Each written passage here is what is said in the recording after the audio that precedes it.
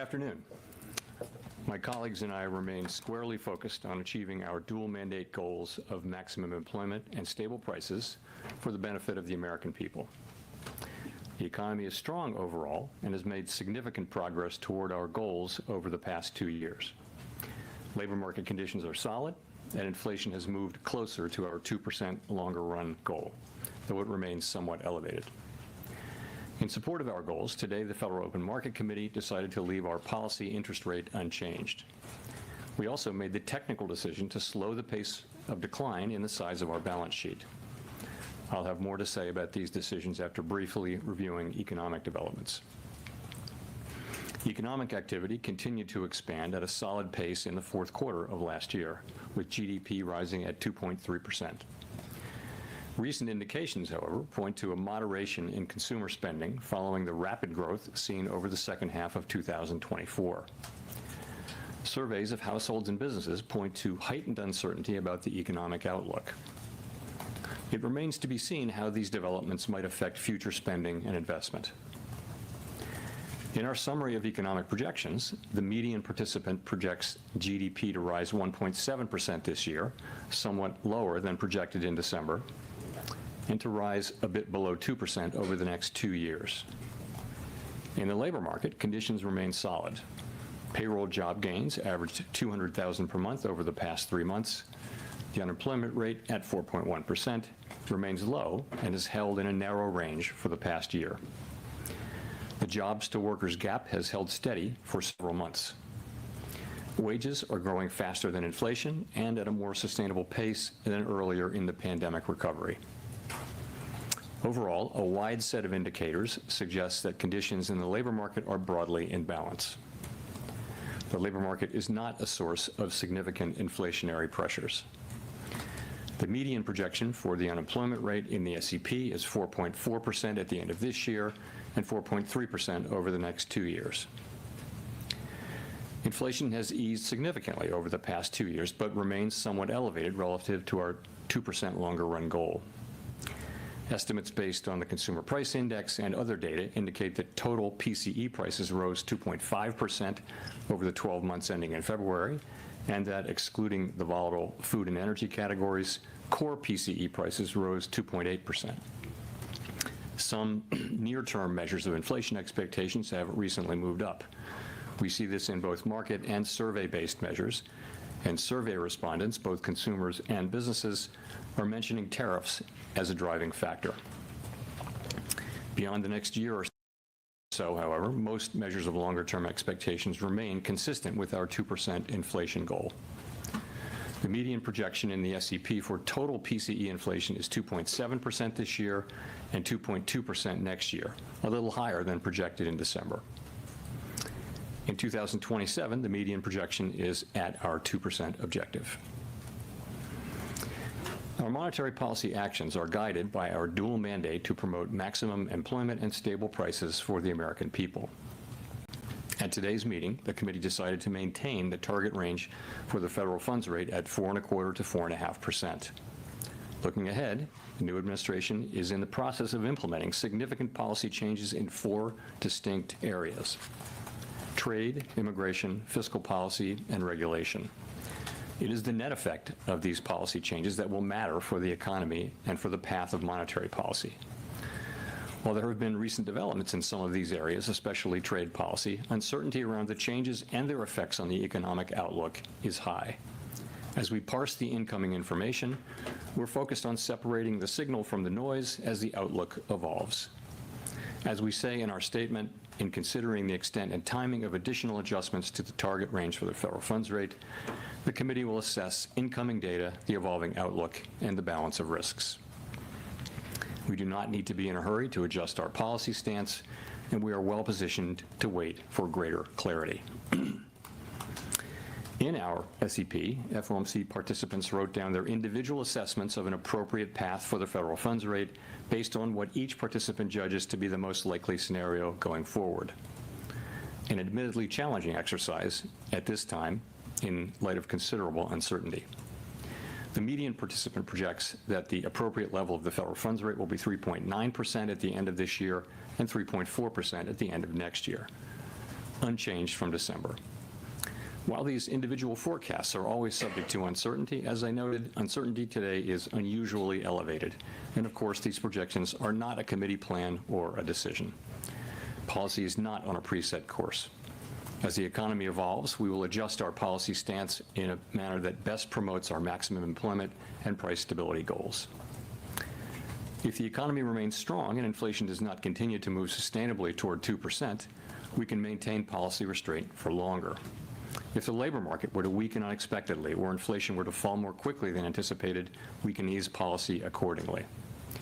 Our current policy stance is well positioned to deal with the risks and uncertainties that we face in pursuing both sides of our dual mandate. At today's meeting, we also decided to slow the pace of decline in our balance sheet. Since we began balance sheet runoff, our securities holdings have declined by more than $2 trillion. While market indicators continue to suggest that the quantity of reserves remains abundant, we have seen some signs of increased tightness in money markets. Beginning in April, the monthly cap on Treasury redemptions will be lowered from $25 billion to $5 billion. Consistent with the committee's intention to hold primarily Treasury securities in the longer run, we are leaving the cap on agency securities unchanged. This action has no implications for our intended stance of monetary policy and should not affect the size of our balance sheet over the medium term. The committee also continued its discussions as part of our 5-year review of our monetary policy framework. At this meeting, we focused on labor market dynamics and our maximum employment goal. As we have indicated, our review will include outreach and public events involving a wide range of parties, including Fed Listens events around the country and a research conference in May. Throughout this process, we will be open to new ideas and critical feedback, and we will take on board lessons of the last 5 years in determining our findings. We intend to wrap up the review by late summer. The Fed has been assigned 2 goals for monetary policy: maximum employment and stable prices. We remain committed to supporting maximum employment, bringing inflation sustainably to our 2% goal, and keeping longer-term inflation expectations well anchored. Our success in delivering on these goals matters to all Americans. We understand that our actions affect communities, families, and businesses across the country. Everything we do is in service to our public mission. We at the Fed will do everything we can to achieve our maximum employment and price stability goals. Thank you. I will look forward to your questions. Howard. Howard Schneider with Reuters. Thanks for your time. So 2 things on sort of the real side here, inflation and then GDP. How much of the higher inflation forecast for this year is due to tariffs? And since the policy path remains the same, are you effectively reading this as a one-time price level shock? Okay, so how much of it is tariff? So let me say that it is going to be very difficult to have a precise assessment of how much of inflation is coming from tariffs and from other, and that's already the case. You may have seen that goods inflation moved up pretty significantly in the first 2 months of the year. Trying to track that back to actual tariff increases, given what was tariffed and what was not, very, very challenging. So some of it, the answer is clearly some of it. A good part of it is coming from tariffs, but we'll be working, and so will other forecasters, to try to find the best possible way to separate non-tariff inflation from tariff inflation. In terms of your sort of looking through question, too soon to say about that. As I've mentioned, it can be the case that it's appropriate sometimes to look through inflation if it's going to go away quickly without action by us, if it's transitory, and that can be the case in the case of tariff inflation. I think that would depend on the tariff inflation moving through fairly quickly, and it would depend critically as well on inflation expectations being well anchored, longer-term inflation expectations being well anchored. Well, I guess I'm looking at the out years here, and the fact that the policy path doesn't change at all, and inflation is unchanged in the out years also. Doesn't that imply you all have basically decided that there is no signal here, and that it's just we're back to transitory again? So I think that's kind of the base case, but as I said, we really can't know that. We're going to have to see how things actually work out. And the fact that there wasn't much change. I think that's partly because, you see weaker growth but higher inflation. They kind of offset, and also, frankly, a little bit of inertia when it comes to changing something in this highly uncertain environment. I think there is a level of inertia where you just say, maybe I'll stay where I am. Colby. Thank you. Colby Smith with the New York Times.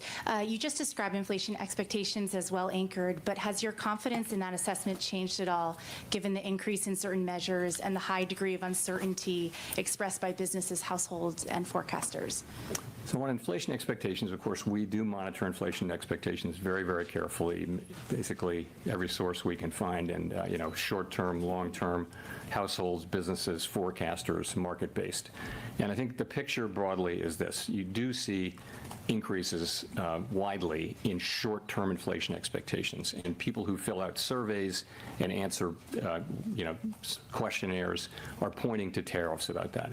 If you look in the survey world, if you look a little further out, you really don't see much in the way of an increase. Longer-term inflation expectations are mostly well anchored. If you look at the New York, for example, then you have market-based, and it's the same pattern. People in markets are pricing in break-evens. Some higher inflation over the next year must be related to tariffs. We know from the surveys, but if you look out 5 years or the 5-year forward, you'll see that break-evens are either flat or actually slightly down in the case of the longer-term one. So we look at that, and we will be watching all of it very, very carefully. We do not take anything for granted. It's at the very heart of our framework, anchored inflation expectations, but that's what you see right now. And how much weight do you put on the deterioration in consumer confidence surveys? You said recently that this is perhaps not the best indication of future spending, but I'm curious, what you think is behind this deterioration and to what extent it could be a leading indicator for hard data. So let's start with the hard data. We do see pretty solid hard data still. So growth looks like it's maybe moderating a bit, consumer spending moderating a bit, but still at a solid pace. Unemployment's 4.1%. Job creation most recently has been at a healthy level. Inflation has started to move up now, we think partly in response to tariffs, and there may be a delay in further progress over the course of this year. So that's the hard data. Overall, it's a solid picture. The survey data, both household and businesses, show significant rise in uncertainty and significant concerns about downside risks. So how do we think about that? And that is the question. As I mentioned the other day, as you pointed out, the relationship between survey data and actual economic activity hasn't been very tight. There have been plenty of times where people are saying very downbeat things about the economy and then going out and buying a new car. But we don't know that will be the case here. We will be watching very carefully for signs of weakness in the real data. Of course we will. But given where we are, we think our policy's in a good place to react to what comes, and we think that the right thing to do is to wait here for greater clarity about what the economy is doing.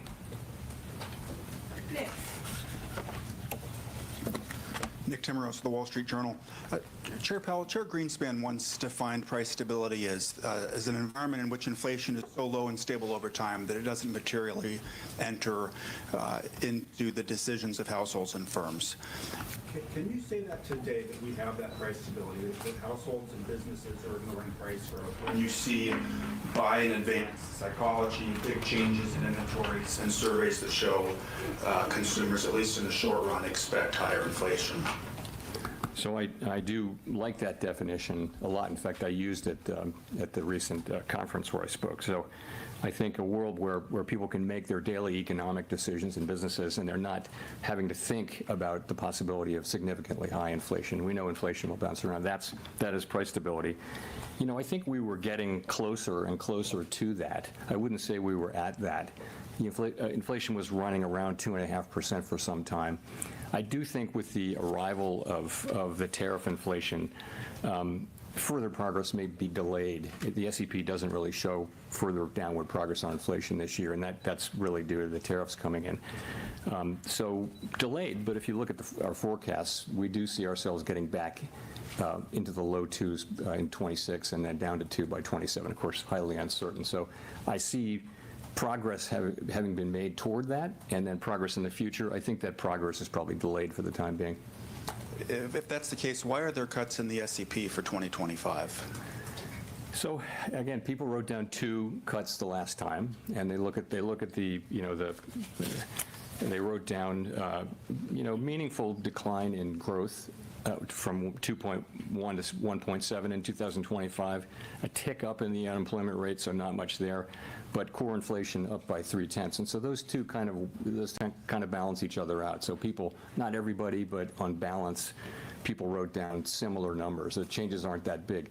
The other factor, though, as I mentioned, is just really high uncertainty. What would you write down? I mean, it's really hard to know how this is going to work out. And again, we think our policy is in a good place. We think it's a good place where we can move in the direction where we need to. But in the meantime, it's really appropriate to wait for further clarity. And of course, the costs of doing that, given that the economy is still solid, are very low. Edward. Thank you, Mr. Chairman. Edward Lawrence with Fox Business. So with near 4% unemployment rate, that should be low enough to bring people in from the sidelines in terms of hiring. But we're seeing the hiring rates have been stuck at 2023, 2024 levels. So what's going on there? Yeah, so that's a feature has been for some time a feature of this labor market. You have pretty high participation accounting for aging. You've got wages that are consistent with 2% inflation, assuming that we're going to keep getting relatively high productivity. We've got unemployment, pretty close to its natural level. But the hiring rate is quite low, but so is the layoff rate. So you look at initial claims or layoffs, so you're not seeing people losing their jobs, but you're seeing the people who don't have a job having to wait longer and longer. And, the question is, which way does that break? If we were to see a meaningful increase in layoffs, then that would probably translate fairly quickly into unemployment, because people are, it's not a big hiring market. We've been watching that, and it's just not in the data. It hasn't happened. What we've had is a low firing, low hiring situation, and it seems to be in balance now for the last 6, 7, 8 months. That's where we are. There's healthy levels of job creation too. So overall, it's a labor market that's in balance, and we watch it very carefully. So then, have we seen the new administration's policies in the economic numbers yet? And when do you anticipate that happening? In labor or in other? In labor and inflation, just across the economy, have we started to see the new policies take effect in the numbers? Only in a kind of an early way. I mean, it's only been a few months, right? For example, the layoffs that are happening here are, they're certainly meaningful to the people involved, and they may be meaningful to a particular neighborhood or region or area, but at the national level, they're not significant yet. But we don't know. We don't know how far that will go. We'll find out much more. I mentioned that you saw we've had two very strong goods inflation readings in the last 2 months, which is very unexpected. I think hard to trace it to specific tariffs, but it must have something to do with, it's either noise and it'll come back, and that's very possible too. But if it is persistent, then it must be to do with people buying ahead of tariffs or raising prices ahead of tariffs and things like that. Those kinds of things happen, and they're very, very hard to capture because so much of it is indirect. A great example is their washing machines were tariffed in the last round of tariffs, and prices went up, but prices also went up on dryers, which were not tariffed. So the manufacturers they just kind of followed the crowd and raised it. So things happen very indirectly, and so there'll be a lot of work done in coming months to try to trace all that through. But ultimately, though, it's too soon to be seeing significant effects in economic data. Craig. Craig Torres from Bloomberg News. Thanks, Chair Powell. You said transitory price increases from tariffs are the base case. Transitory is the base case. Wasn't it the base case last time? And didn't the FOMC forecast lower inflation ahead last time? And wasn't the lesson that it quickly got into services, haircuts, daycare, everything else? And so I'm just wondering why the 9 aren't taking that on board and are cutting twice this year. When you say last time, are you talking about the last? Pandemic, yes, during the Because you pandemic. could have been talking about the last time there were tariffs, in which case the inflation was transitory. Yeah, no, of course, we're well aware of that. And, you know, it's still the truth. If there's an inflationary impulse that's going to go away on its own, it's not the right policy to tighten policy, because by the time you have your effect, you're in effect, by design, you are lowering economic activity and employment. And if that's not necessary, you don't want to do it. In real time, as we know, it's hard to make that judgment. And we're well aware, you know, of what happened, obviously, with the pandemic inflation. But I mean, we have to look at this as a different situation. There are differences and similarities. I mean, it's a different time. You know, we haven't had real price stability fully reestablished yet, and we have to keep that in mind. And you know, we hear that people are very reluctant to take on to allow prices to go up. At the same time, we hear that businesses are intending to pass many of these prices through. So it's hard to say how this is going to work out.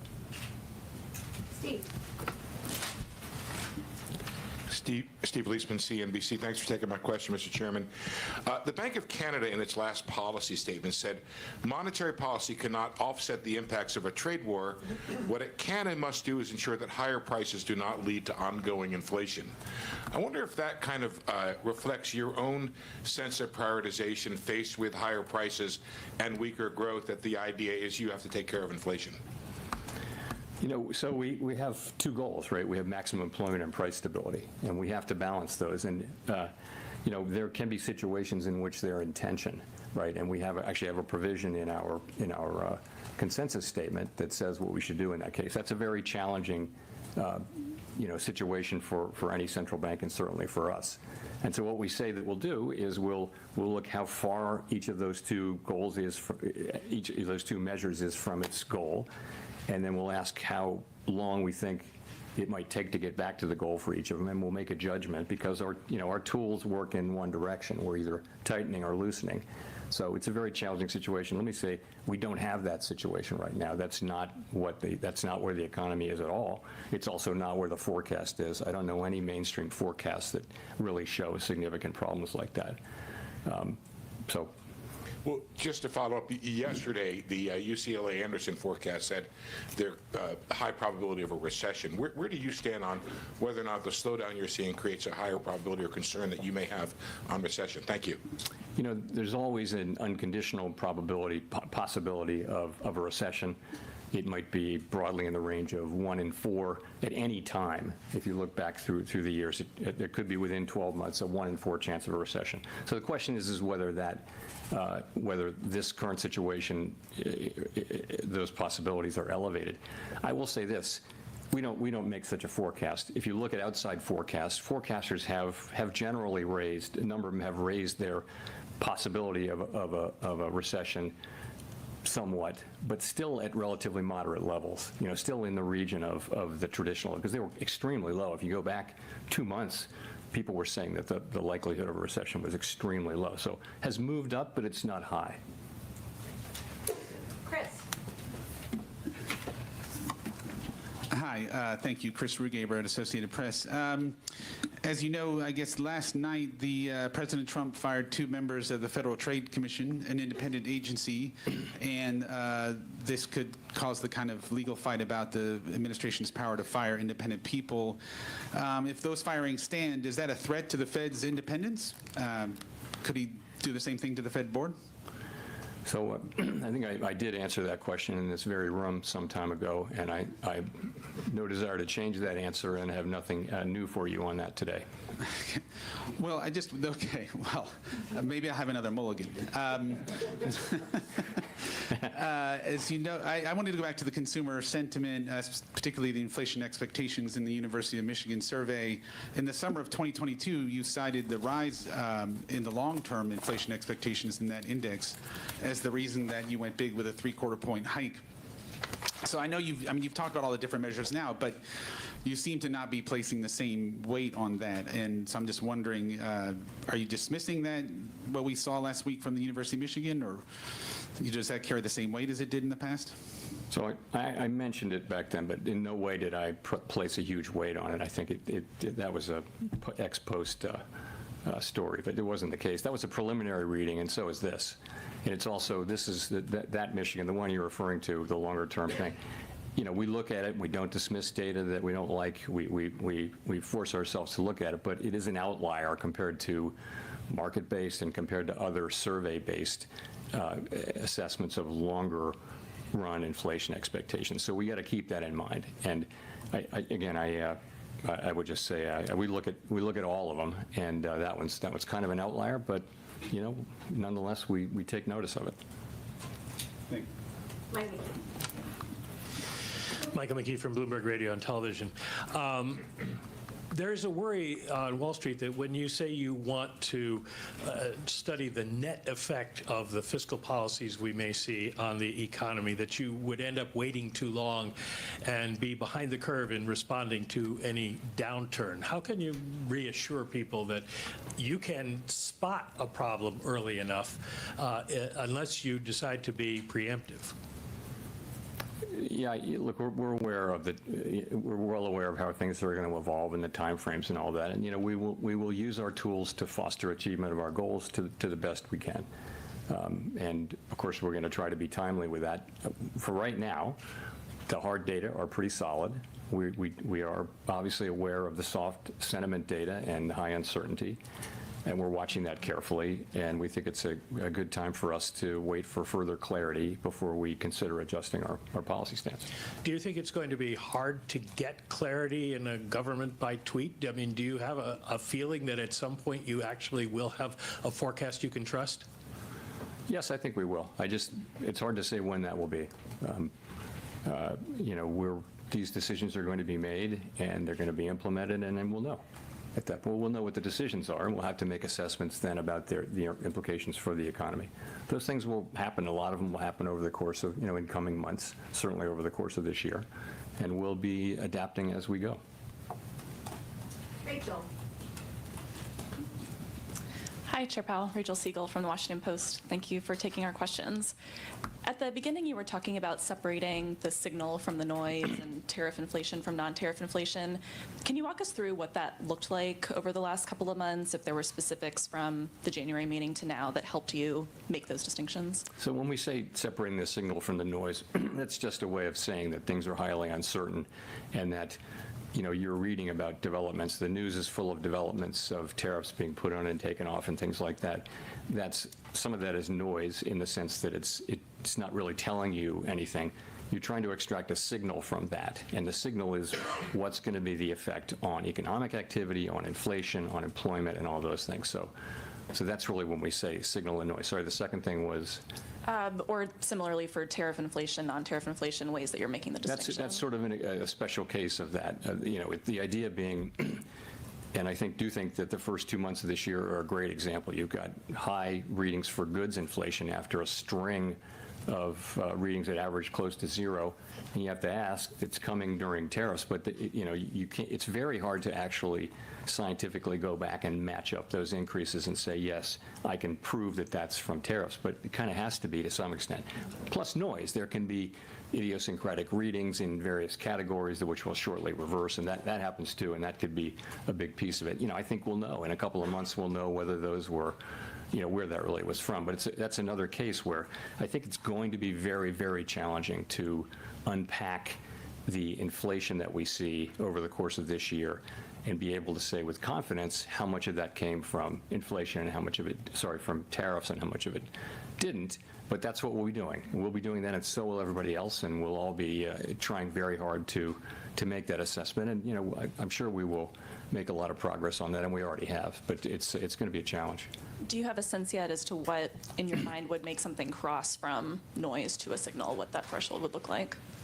It would depend on what we're talking about. I mean, obviously, you're looking for direct evidence that particular pieces of inflation are or are clearly not caused by tariffs. For example, if something that was in the service sector that was far away from anything that's tariffed, you might think, okay, well, that is, like, frankly, housing services inflation, which, by the way, has been behaving well, which for some time was kind of our problem. Now it's slow, but it's definitely, moving down in a very good way. It's more now with goods and to some extent with non-housing services inflation.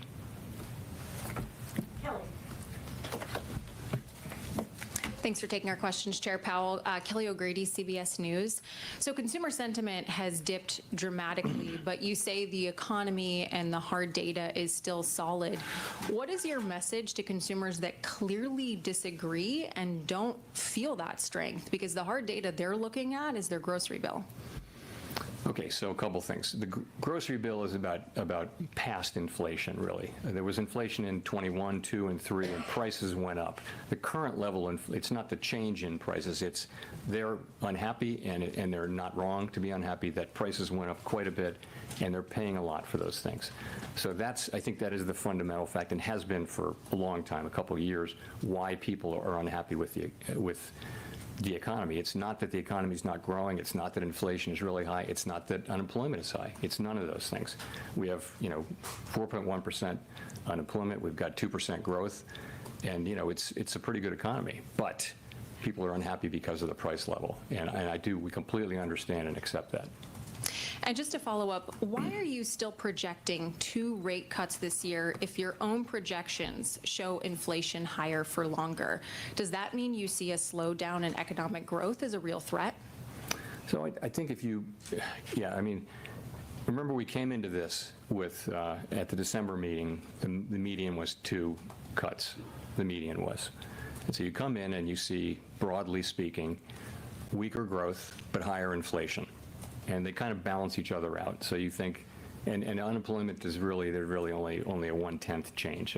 So there's just not a big change in the forecast. There really isn't. Modest, meaningfully higher growth and meaningfully higher inflation, which call for different responses, right? So they cancel each other out, and people just said, okay, I'm going to stay here. But the second factor is it's so highly uncertain.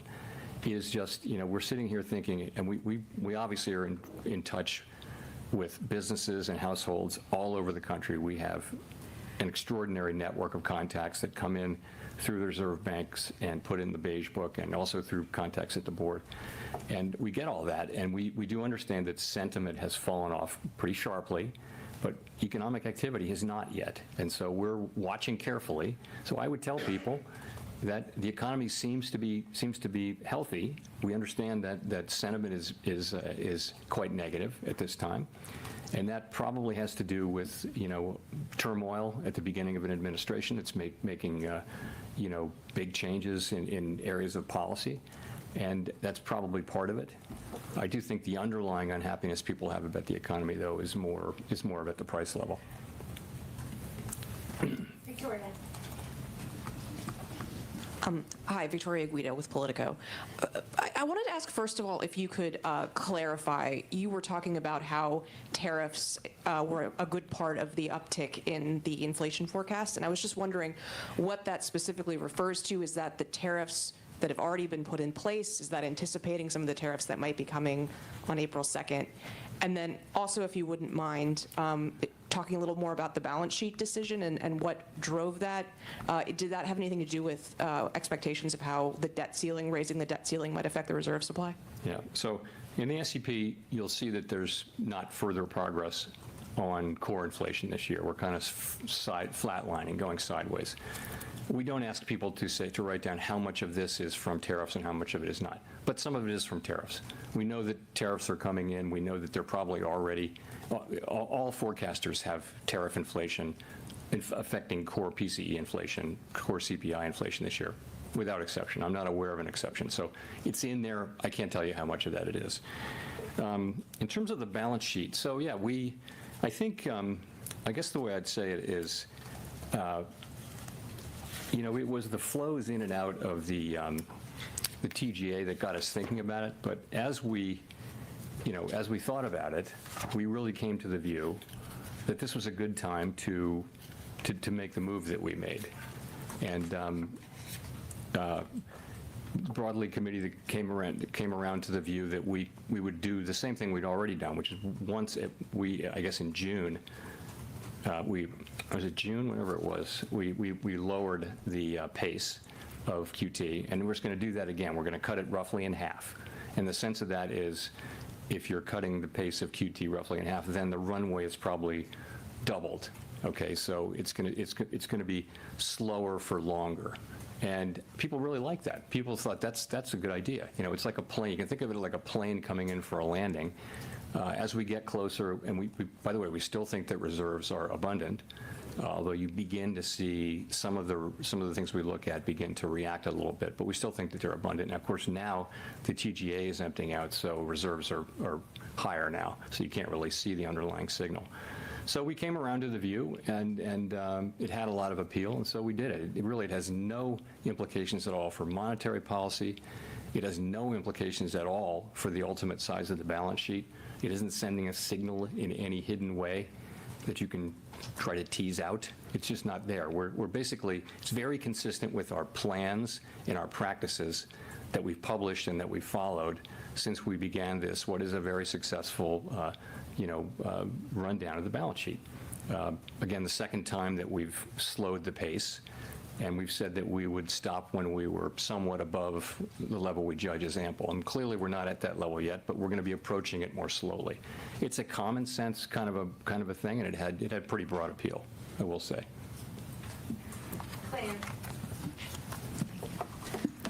Claire Jones, Financial Times. You said in January, Chair Powell, that inflation expectations remained well anchored. Would you still say they remain well anchored today? And just to reiterate the question others have asked, if they're not so well anchored, why hasn't there been a more radical shift to the policy path today? Thank you. So when we talk about inflation expectations being well anchored, we're talking about longer run inflation expectations. And they really haven't moved much, I mean, if at all. There's one reading that everyone's focusing on that's higher, but the other survey readings and the market-based readings all show relatively, well-anchored inflation expectations.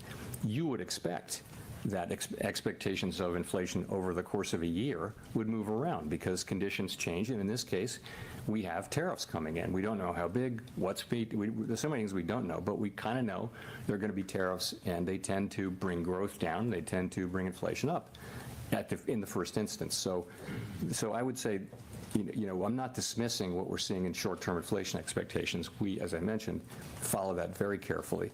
But when we say expectations are well anchored, we're really looking at longer terms, 5-year and out, and there's really no story to tell 5 years and out, either in market-based or in surveys. But we'll watch it. I mean, we're not we're not going to miss any evidence that longer term or medium term inflation expectations are moving. Neil. Hi, Chair Powell. Neil Irwin with Axios. Treasury Secretary Bessent has observed that a large share of job growth over the last couple of years has been in what he calls government or government-adjacent sectors, healthcare, education. Do you agree that there's some weakness in underlying private job growth, and do you see the composition of job growth as something that has policy implications? So that has been the case. We talked about that over the course of the last year. There were some good number of months and times when a lot of the job creation was concentrated in, educational institutions, healthcare, state governments, things like that. There were also times when private sector job growth has been moving in a healthy range. I mean, they're all jobs, but and remember, we're at very low unemployment for quite a time now. So I think it's a good labor market, but it's something that we monitor carefully. From our standpoint, employment is employment. But the elected government is entitled to have, we don't have policies that address different kinds of employment, but the elected government has a different role, and they can have those. Here's a quick QT question. Does the committee envision at some point tapering the MBS runoff as well? I think tapering it, I don't know. There's no plan to do that. At a certain point, we'll stop runoff. And we may or may not stop MBS runoff, though, because, we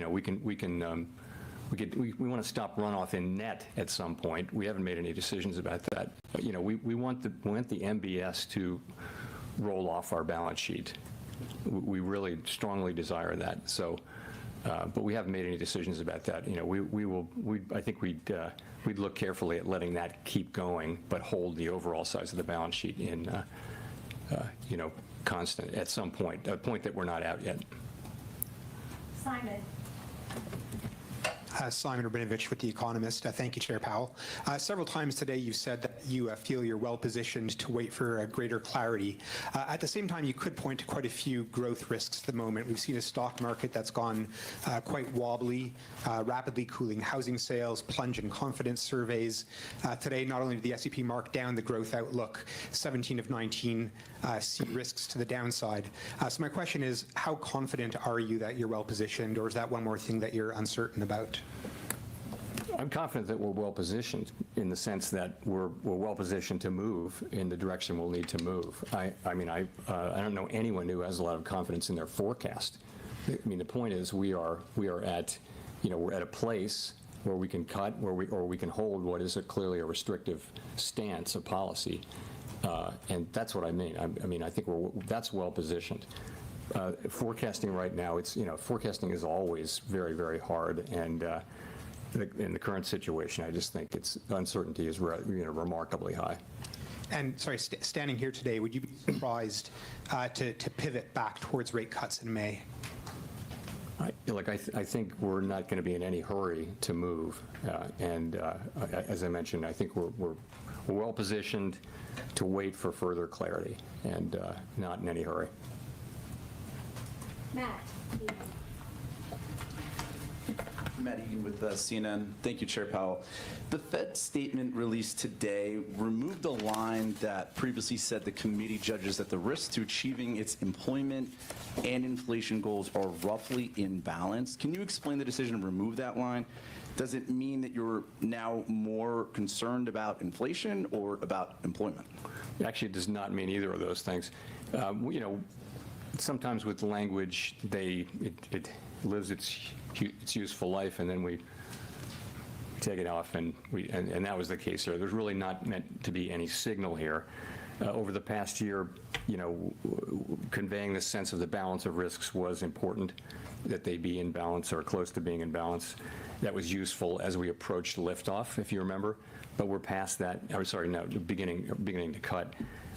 So we just took it out. I actually would say that the more important thing now about risks, and this is in the pages like 10, 11, 12 of the SEP, if you look, participants widely raised their estimate of the risks of uncertainty, but also of the risks to growth and our employment and inflation mandates. That's a more salient point now than whether they're in balance. Just on the stock market has obviously declined significantly since the Fed last met. Are you concerned at all about some of the market volatility having a real economic impact in terms of hurting business spending or consumer spending, especially among higher income households? So financial conditions matter to us because, financial conditions are the main channel to the real economy through which our policy has its effects. So they're important. But what matters from a Fed standpoint for the macro economy is material changes to overall financial conditions that are persistent, that last for a while, long enough to actually affect economic activity. So that's what we're looking for. I'm not going to opine on the appropriate level of any market, equity, debt, commodities, or anything like that. And I would just point you to the bigger picture again. The real economy, the hard data, are still in reasonably good shape. It's the soft data, it's the surveys that are showing, significant concerns, downside risks, and those kind of things. We don't dismiss that. We're watching it carefully, but we don't want to get ahead of that. We want to focus on the hard data. If that's going to affect the hard data, we should know it very quickly, and of course we'll understand that. But you don't see that yet. Jennifer. Thank you, Chair Powell. Jennifer Schonberger with Yahoo Finance. As you look to navigate higher inflation and lower growth, the Fed has talked about heeding the lessons from the 1970s. Is the Fed willing to have a recession if it means breaking the back of inflation? Well, fortunately, we're in a situation where we have seen inflation move down from, higher levels to pretty close to 2%, while the unemployment rate has remained very consistent with full employment, 4.1%. So we now have inflation coming in from an exogenous source, but the underlying inflationary picture before that was, basically 2.5% inflation, I would say, and 2% growth and 4% unemployment. So that's what we did. That's what together the economy accomplished. So I don't see any reason to think that we're looking at a replay of the 70s or anything like that. Inflation, underlying inflation is still running in the twos with probably a little bit of a pickup associated with tariffs. So I don't think we're facing, I wouldn't say we're in a situation that's remotely comparable to that. And last month, the idea of a Doge dividend was proposed, which would send $5,000 checks to every taxpayer from Doge savings. President Trump and Elon Musk have supported this. There's reports there could be a bill introduced on Capitol Hill. What impact might that have on household savings and spending in terms of your growth and outlook for inflation? It's not appropriate for me to speculate on political ideas or fiscal policy for that matter, so I'm gonna pass on that one. Thank you. Daniel. Hi, Chair Powell. Daniel Avis from Agence France Presse. You mentioned that tariffs are already having at least some impact on inflation. I'm just wondering how you and your colleagues on the FOMC have been thinking about the possibility of retaliatory tariffs from other countries, especially with April the 2nd coming up. Was it something you considered during this meeting? Thanks. So since the very beginning, we've had kind of a placeholder. The staff has a placeholder of a range of possible outcomes from tariffs and from trade policy generally, and they generally assume full retaliation in those. And so that's kind of baked into the numbers. What happens, it will be complicated, and there will be some retaliation and some not, and all that. But ultimately, they're trying to, with the placeholder, give us a broad sense of what this might look like. When we actually know the specifics, we'll be able to have still uncertain, but better informed forecasts. So yes, that's in there. Last question goes to Jean. Hi, Chair Powell. Jean Young with M&I Market News. Had a couple questions on the balance sheet change that you made. So the minutes had initially described your discussion on slowing QT as temporary until the debt ceiling is resolved. But from what you said earlier, it doesn't sound like there's a desire to kind of regain the pace of QT that we have at the moment after the debt ceiling is resolved. Is that the case? Yeah, so we looked at pausing and we looked at slowing, and really people came together very strongly behind slowing, not pausing, for a variety of reasons. And so people really came to be, pretty strongly in favor of this move. Slows down the path and probably lengthens it, doubles it effectively by slowing it by half. That people thought that's a good place to be. It'll help us assure that this path is a smooth one as we get closer and closer to that. So that's how that came about. Well, I guess my question is more, was that meant to be a temporary measure during the debt ceiling episode, or? It was the TGA flows, Treasury General Account flows, that got us thinking about this. But the more we thought about it, we came around to this. And it is, yes, it was provoked. The original discussion was provoked by that. But I think what we came up with, though, was broader than that and different than that. It does address that issue, but it really is also, it fits in really nicely with our principles and our plans and the things we've done before and the things we said we would do. So that's why, pretty strong support. I'd just say it's nothing to do with monetary policy, nothing to do with the size of the balance sheet. It's just kind of a common sense adjustment as you get closer and closer. Let's slow down a little bit again, and that way we'll be more and more confident that we're getting where we need to get. You can take our time getting there. We're shrinking the balance sheet every month, and we think it was a good play, and as I mentioned, well supported. Thanks very much.